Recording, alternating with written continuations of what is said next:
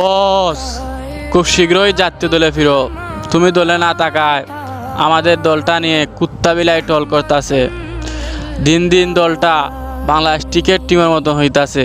আমরা সব কিছু সহ্য করতে পারি, কিন্তু আমরা দলটা নিয়ে কেউ বাজে কথা কইবে তা সহ্য করতে পারতাছি না বস। আগের রূপে ফিরে যাও, সবার মুখে জুতা দাও।